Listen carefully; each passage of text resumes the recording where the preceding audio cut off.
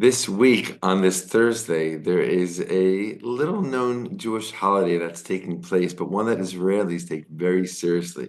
It's called Tu B'Shvat, the Jewish New Year's for the trees. Let's explore what it is and how Israelis celebrate it. Shalom, my friends. This is the Kiva Gersh with Israel in 5, where we give you everything Israel in 5 minutes. Please like and subscribe. And if you have any questions or want to keep the conversation going, please do so below in the comments. Tu B'Shvat, the Jewish New Year's for the trees. Yes, Judaism has a New Year's Day for the trees.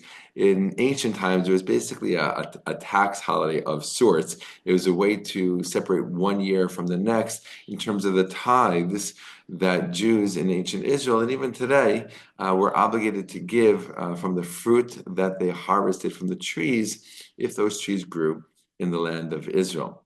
Over the years, with Jewish exile and the diaspora, the holiday pretty much got forgotten. It was recorded in the books, but there wasn't much to celebrate if you didn't live in the land of Israel. About 500 years ago, in the northern Israeli city of Tzfat, a group of Jewish mystics took this holiday and turned it into a very deep spiritual day where they would sit together and eat fruits of the land of Israel, but in a very focused, deep spiritual kind of way, if you can imagine that. And they felt that that was giving blessing to the Jewish people, to the land of Israel, and even to the entire world. Well, fast forward again a few hundred years in the beginning of Zionism, towards the end of the 1800s, and the Jews who were coming back to reactivate Jewish life in the land of Israel, to rebuild themselves in the land of Israel, and to rebuild Jewish independence in the land of Israel. They're very enthralled by this holiday because what were they doing? They were farming the land and they were planting trees. Right, starting at the very beginning of Zionism, they were planting trees because this land had mostly become a wasteland as a result of the multiple empires over multiple centuries coming through and really just wreaking havoc to this land. So they started planting trees to bring more beauty to this land, to restore the health of the soil and the land.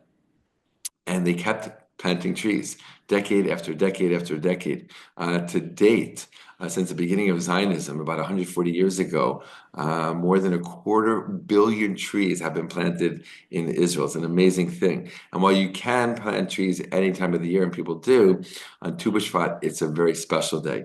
And families and communities and schools around Israel, and this will happen this Thursday, will be planting trees in honor of Tu B'Shvat, the Jewish New Year's for the trees, and it's a time to celebrate. In modern day times, it's become a time to celebrate living in Israel, a time to celebrate the fruit trees of Israel, and a time to celebrate the fruit of Israel.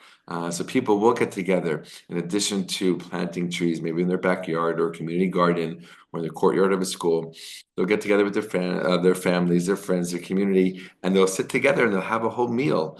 And the centerpiece of the meal will be fruits from Israel, all kinds of fruits from apples and bananas to oranges and strawberries are out right now, nuts and all kinds of things.